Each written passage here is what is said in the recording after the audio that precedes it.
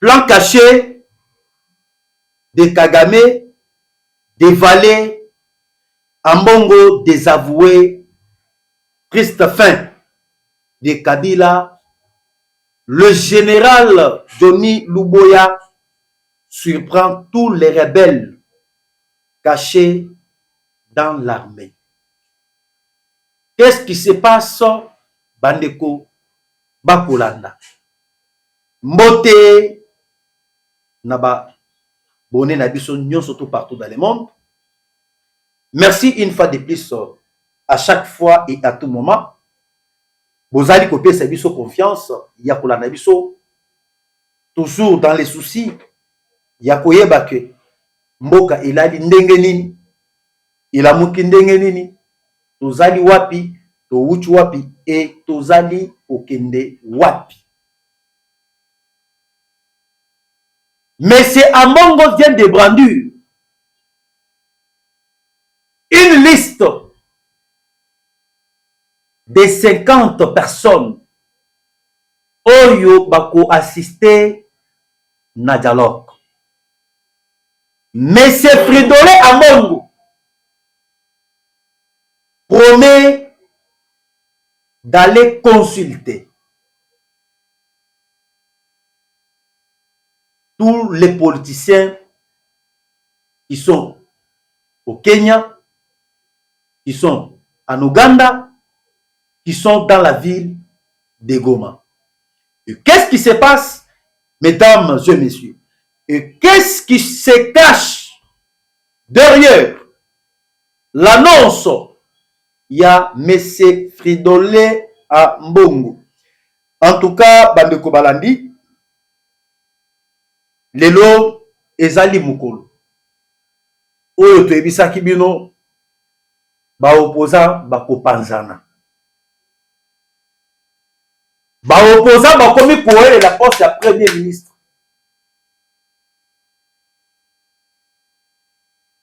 Bakoti réunion lelo. Na réunion oyo basali lelo.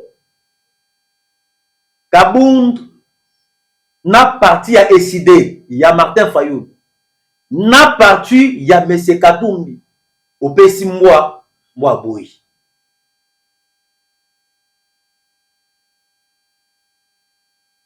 Toyebisaki bino ke bakokabwana. Na kati na bango, il n'y a pas les intérêts du peuple.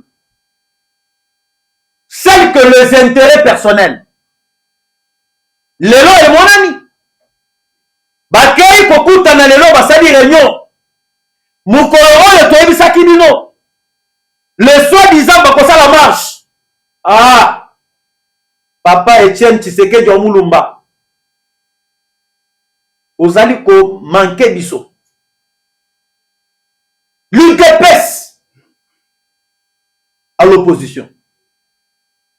RO le pénal, Congo Mobimba ezali paralysé.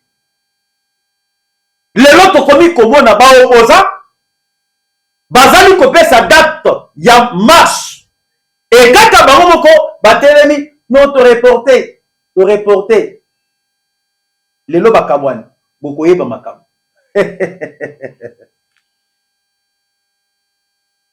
Bandeko, na minute oyo le M23 sont en difficulté. Bazali na difficulté parce qu'ils n'ont pas de munitions de guerre. La guerre avance vers Minova et Sake. Un verrou stratégique. Oyo le M23 babandaki ko CG.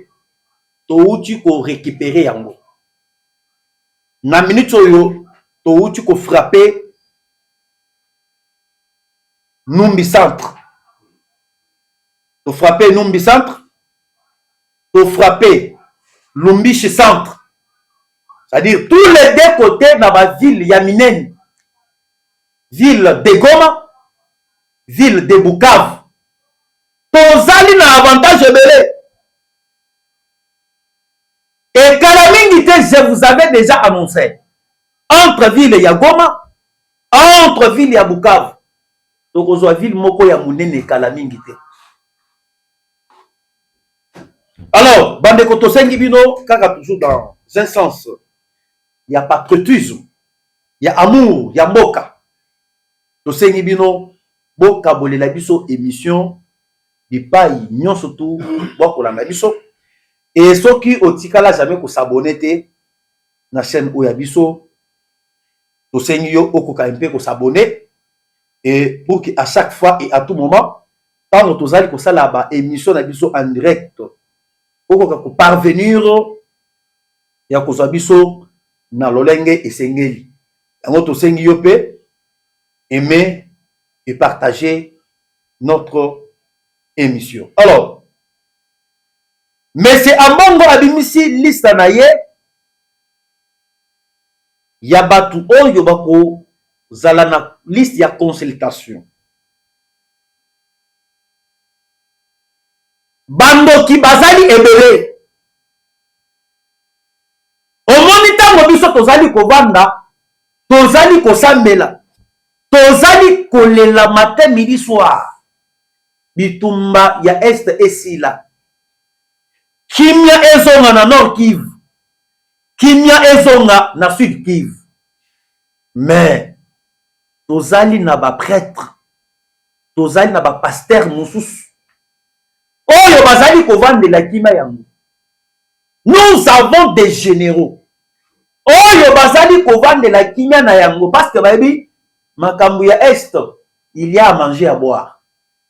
Ndenge boyokaki patron na bango Kagamistan oyo alobaki dernièrement soki lelo le M23 balongwe na vie balongwe na kacha est du pays, le Rwanda va disparaître.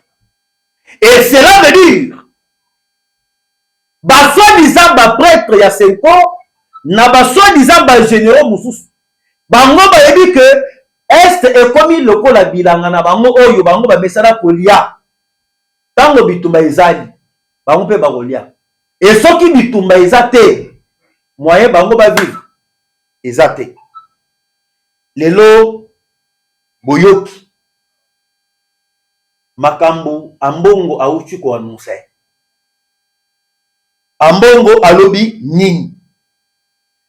Selon M. Ambongo, Ambongo alobi il va consulter ba opposant oyo bazali na ville ya Goma. Il va consulter ba opposant oyo bazali na Kenya. Il va consulter ba opposant oyo bazali na kacha Uganda. Va même ba opposant oyo bazali na Belgique, na France. Et qu'est-ce qui se cache derrière ces consultations annoncées à travers Monsieur Fridolin Ambongo? Bandeko, Mwamba est cotisé. Le masque vient de tomber. Regardez comment ce Tshisekedi Azali au dénicher bandopinion surtout ya Congo un par un. Et loko esalingai Mali. Et loko esalingai Mali. Ambongo abimisi liste. Il vient de parler aujourd'hui.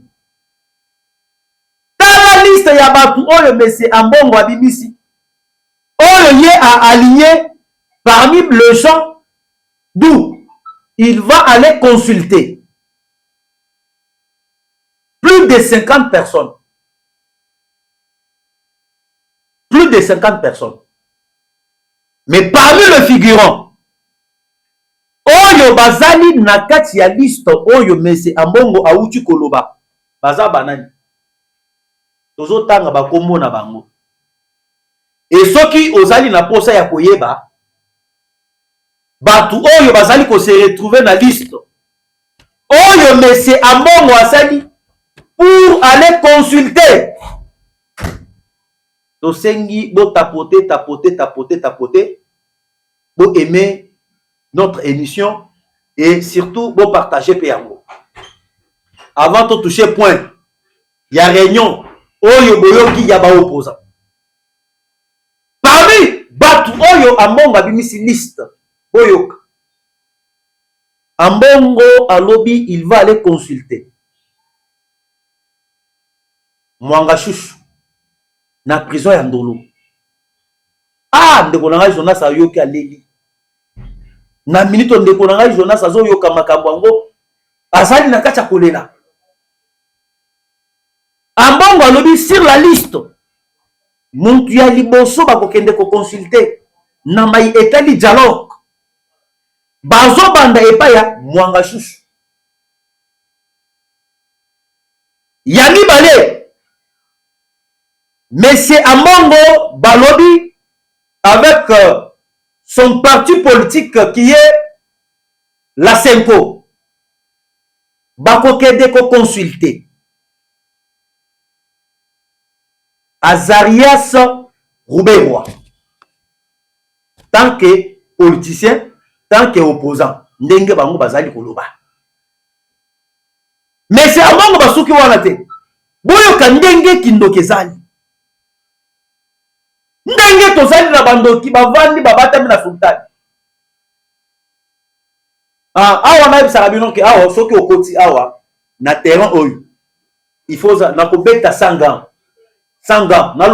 nalongola gants tobetana pena makofi 100 gants parce que ezali terrain ya peuple, ezali terrain ya souveraineté, ezali terrain ya mabele oyo tozo kobundela oyo tozali kobunda avec les ennemis. Mais tant ozali koya soi-disant ozali pasteur, ozali prêtre, et lorsque ozali kokota na terrain oyo tobetana pena makofi 100 gants na longoli pena tobetana. Parce que un vrai chrétien, un vrai pasteur, et si kanaye ezali na église, allez prêcher la bonne nouvelle. Pour gagner âme, ya batu, pour la vie éternelle. Mais ceux qui ont na terrain ya politique, tokobeta na pena makofi 100 gants. Yango boyoki Monsieur Ambongo alobi sur la liste. Batie kombo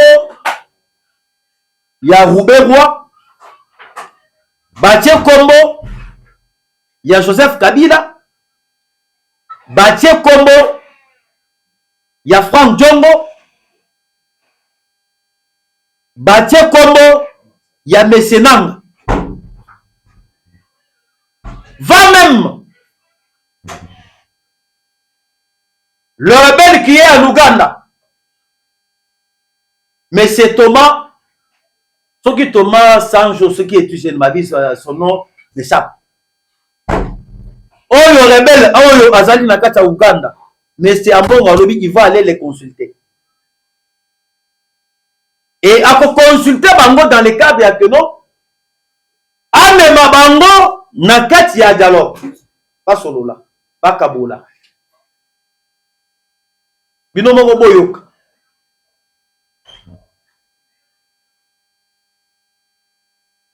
Bando qui bazali vraiment ébélé.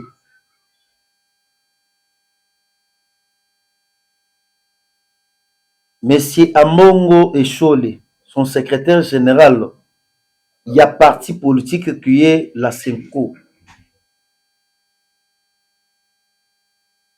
Ambongo alobi boy. La dynamique Senko SCC c'est du déjà prêt, prête à échanger avec l'AFCM 23 ainsi qu'avec l'ancien président Joseph Kabila. Et cette démarche médiatrice vise à garantir la réussite du dialogue national exclusif tout en incitant l'ensemble des protagonistes à poser des actes en faveur de la paix et de la cohésion nationale.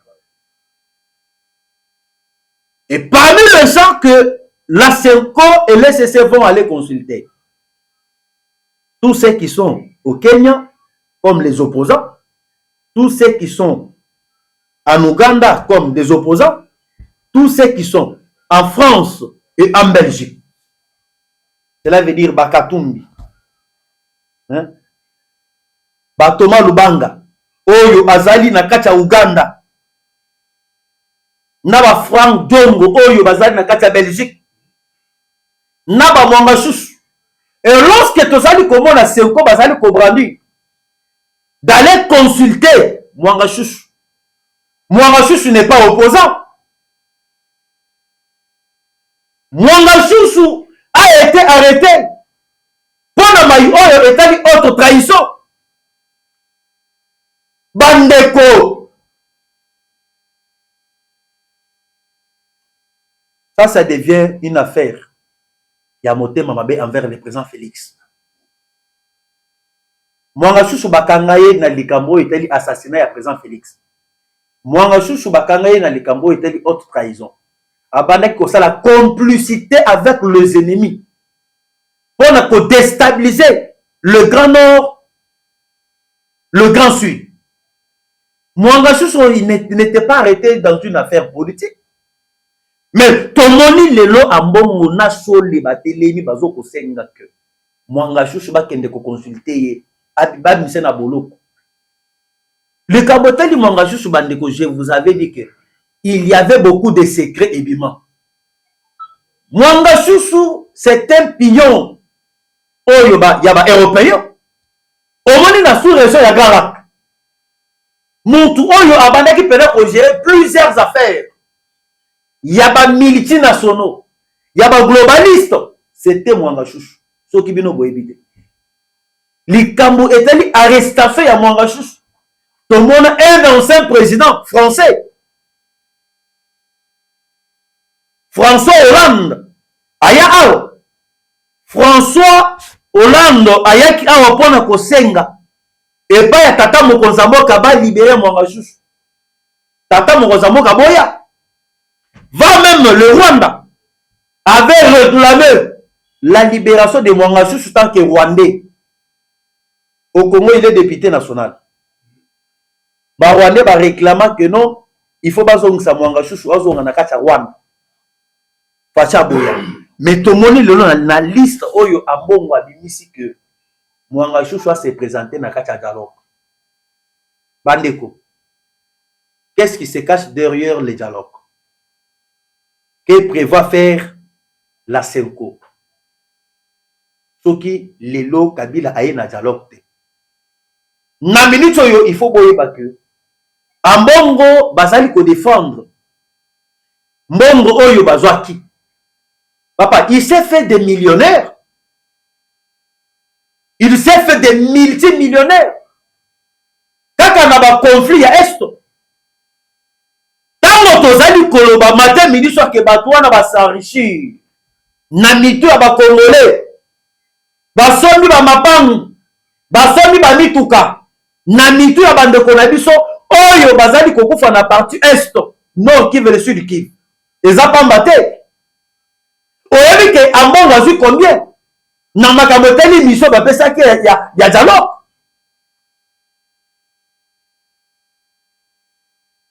Batikala koloba makambo oyo etali ndenge ba Congolais bazali kokufa na est te. Batikala jamais ko condamner l'agression rwandaise. Mais bango bazali koloba pona ko dédouaner batu oyo Kagame a toujours utilisé. Na minute oyo nazo fongola parenthèse moke. Tango bozo mona batu bazo linga ba pesa pena Mese Paul Kagame beki. Hein? Toloba ke ba ressusciter Kagame sur le plan politique. Sur le plan, il y a qu'à contrôler nos institutions du pays. C'est la Senko. Pourquoi? Parce que faire revenir Kabila à la table des négociations, faire revenir Katumbi à la table des négociations, c'est faire revenir M. Paul Kagame et Museveni. Yango yoki bango balobi bazo kende ko consulter va même Thomas Lubanga oyo ya Uganda oyo azali ko sala terreur na parti ya Ituri. C'est parce que Tshisekedi a eu façon azo me makamnae. Moi, si j'étais à la place de Fatim. Non. Non. Papa, Jésus-Christ, moi, na Nzambe. Babete film. Moi, na Nzambe. Babete film. Kaka ambongo. Tosali boy ambongo. Tosali boy ambongo. Démocratie, yango, on va amener ça où? Batou babema démocratie, en Afrique, ce sont les Américains. Démocratie est banda les lotes et banda na kati ya États-Unis. Mais bakolo démocratie. Hein? Au ça la blague tête, tu ne peux pas faire des erreurs.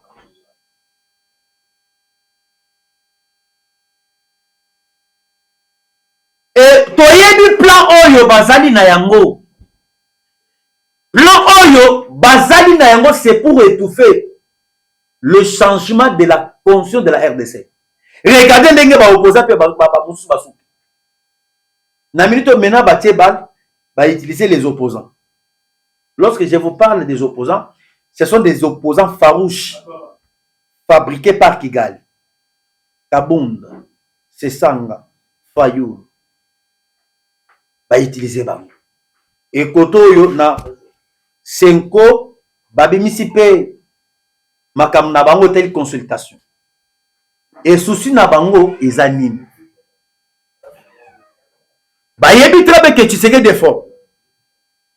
Tu sais que de coincer de ça bango.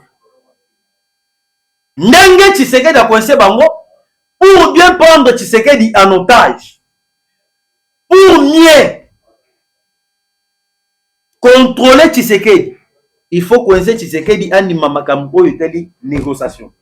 Na négociation yango nde bokomona cahier de charge ekobima. Lelo nakamwe bande kona ngai mukolo nini bakongole bakocomprendre makambo oyo. Mukolo nini bakongole bakofongola misu. Biso nde tozali kokufa. Bango nde bazali kowelela baposte. Biso nde tozali kokufa. Mais bango bazali kowelela baposte. Lelo tango nazali koyebisa bino batu oyo bozali komona ya opposition. Bazali kobunda pona intérêt ya peuple congolais te. Bazali kobunda pona intérêt ya bango personnel. Batu bele bataki te. Lelo tozali wapi? Ambongo plaide pour Kigali. C64 bazali ko plaider pour Kigali. Lelo tala ndenge bakomi kopotana. Bakomi kopotana. Lelo ezala kopesi mbwa boy. Babengisa ki réunion na bango lelo parce que la réunion s'est tenue na kati ya parti politique ya monsieur Kabund, Jean-Marc Kabund. Na kati ya parti politique tozo mona batu kutu baye ko répondre na réunion yango, to mona ta batu ya malonga te. To mona ta batu ya malonga te. Bote ne ba opposa bango oyo. Parti ya décidé ya Fayoul presque 10 drapeaux. Parti ya Kabund presque 5 drapeaux. Ne batu bazo ko bunda bazo pouvoir. Hein? Batu muke boy. Et lorsque va se retrouver na kati ya réunion boyoka. Na réunion na bango mutu ekoti kaka kuna. Bakomi kowelela nini? Leadership. Bazo welela poste ya premier ministre.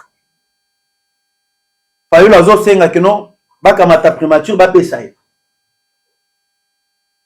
Kabundi epe na kwena ya lobi bakamata primature bapesa ye. Makambu oyo boyokaki Fayoul akendaki kuna na kati ya France. Fayoul akendaki na mission. Ba soutenir ye à la premier ministre. Lorsque vous avez la premier ministre a préparé l'électorat naïe il y a 2028. Lorsque vous avez la premier ministre, il va venir avec une mission, il y a qu'au bloquer Tshisekedi, au profiter pe koyiba. A préparé maintenant l'électorat naïe pour 2028. Yango boyoki koto oyo Kabunda lobi ngai naza la premier ministre. Kotoyo Fayulu Alobi Azala pe premier ministre. Réunion et Panzani. Au moment où je vous parle, réunion et Panzani. Bayo qualité. Bayeli intérêt ya peuple. Et bayeli intérêt personnel. Intérêt ya poche na bango. Et non pas les intérêts du peuple. Le local nous sommes à Kabunda, nous sommes à Kabunda. Tout le banane bandé. Kabunda va penser que moi poste mouké ao. Presque premier vice-président de l'Assemblée nationale. Au moment qui comment est-ce que Kabunda comment qui arrogant? Kabunda comment qui têtu? Kokene na balabala kokanga ba policier mabe. Kotobola batine ya batu mabe. Kabunda était devenu arrogant. Il était incontrôlable. Mais c'est aujourd'hui que Kabunda pense encore. Il y a pour revenir dans la chose publique. À la première ministre. Hein? Azala qui a bakare minye ebele.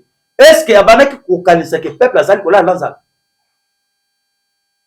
Hein? Pona nini ba congolais tokokola te. Pona nini ba congolais conscience na biso ekoki kosala te. Qu'on change Tshisekedi à la tête de la président de la République. Il y a un qu'on change qui passe na biso aussi là. Hein? Tout ce que vous voyez là, c'est le Rwanda qui est derrière. Bayebi que Tshisekedi pena sali pena Kakame Panzi Likolo. Maintenant pour bien récupérer le Congo, Tshisekedi a salaté. Le nom vous parle de Makamoteli changement, il y a conscience de la RDC. Ce n'est pas celle que le Congo, celle qui parle. Bamboka ebele na kati Afrique. Bazali kolobela likamoteli changement, il y a conscience de la RDC. Nous avons le Sénégal. Ba entamé plan, il y a changement, il y a conscience ya mboka na bango. Nous avons le Tchad. Ba entamé plan, il y a changement, il y a constitution ya mboka na bango. Nous avons les Zimbabwe. Bango pe ba entamé likambo etali changement. Il y a constitution na bango. Maintenant pourquoi likambo etali changement, il y a constitution, il y a RDC, c'est tout le monde qui en parle. C'est la France qui en parle. C'est le Rwanda, c'est l'Ouganda. Et pourquoi Basali Kolobele yango? C'est parce que bayebi ke koyiba Congo, il faut toyiba yango na mibeko kaka ya ba Congolais. C'est parce que bayebi que leur plan caché, il y a balkanisation, se retrouve au sein de cette fameuse constitution. Alors, yango biso to sengi bino, on doit être vigilant. Ngai lelo soki na moni Kabila aye na dialogue. Katumbi aye na dialogue.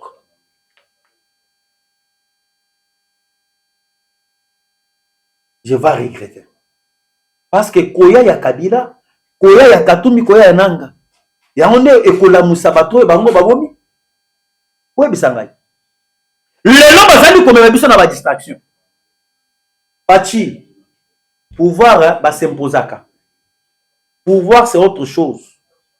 Le pouvoir c'est le sang. On s'impose pour le pouvoir. On s'impose pour protéger le pouvoir.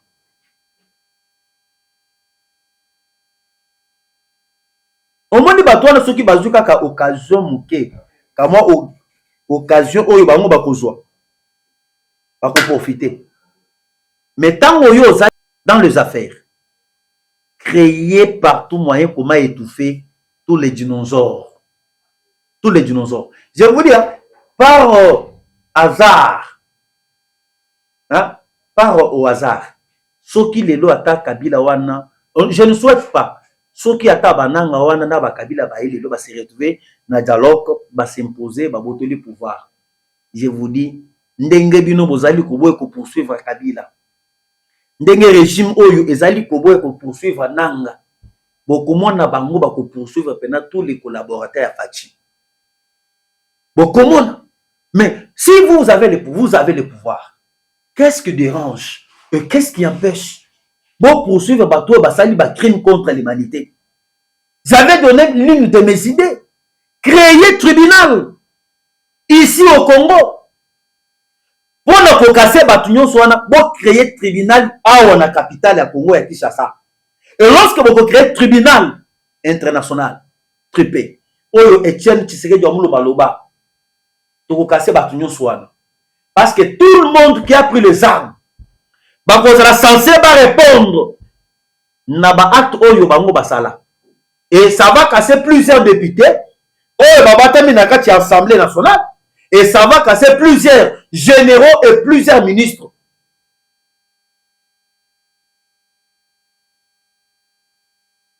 Bisoto Lobaka. Moi, je suis là pour parler et pour vous communiquer. Et le Lobomoni, Bazoko brandir likambo oyo etali opposition. Opposition et hélicoptère. Ba hélicoptère na bango comment se retrouver. Tango bango bazali ko ya opposition. Oh Senko. Ouganda yewana est en train de recruter les jeunes. Le Rwanda est là. Bazali n'a qu'à recruter Bazali. Il y a de cela un mois. Je vous informe. Il y a de cela un mois. Rwanda a recruté Bazali Belé. Rwanda, Ouganda a recruté Bazali avec cet objectif. Comment revenir en force d'attaquer côté est, côté ouest. Na minute on n'est tous allés couper ces biens d'information. Mais il faut que le chef de l'État allons na ba distraction ya ba 5 C64 bazali ko embrayer le chef jusqu'avec cet objectif ya que bango ba profiter koto yo ba encadrer ba jeune na bango ba former bango ba ya ko attaquer République démocratique du Congo. Le je peux vous dire Tozo ko beta bango mabe. Tozo beta le M23 pas possible. Tokei Nakacha Numbi Centre. Cité de Numbi. Nous avons frappé beaucoup le M23. Nous avons frappé beaucoup sur la cité de Numbi. Et le Wazalendo Bazali pour avancer vers Minova et Sac. Soki Boyoki Minova, Sac est tout récupéré, accepté. Nayoki Bato Bazali ko s'en soucier. Oh! Likambo etali général. Johnny Luboyanga Chama Batinde na kati haute cour militaire. Bandeko. Il faut tout analyser Nabino. Tout analyser. Pourquoi tout analyser? Parce que c'est là où nous allons chuter. Likambo ya lelo bozali koyoka Bakamati Johnny Luboya Batindie à la haute cour militaire, il faut voir que ce sont des stratégies. Johnny Luboya Kashamazali parmi bato oyo bayebi bato basala crime na Congo. Azala pe côté ya MLC. Rappelez-vous naba affrontement oyo esalamaka na Kisangani.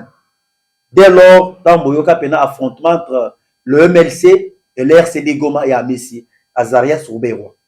Johnny Luboya azali pe parmi ayebi bato nyonso. Luboya c'est un ancien militaire mobotiste. Ayebi batu nyonso wana. Et lorsque les gens ont nommé na magistrature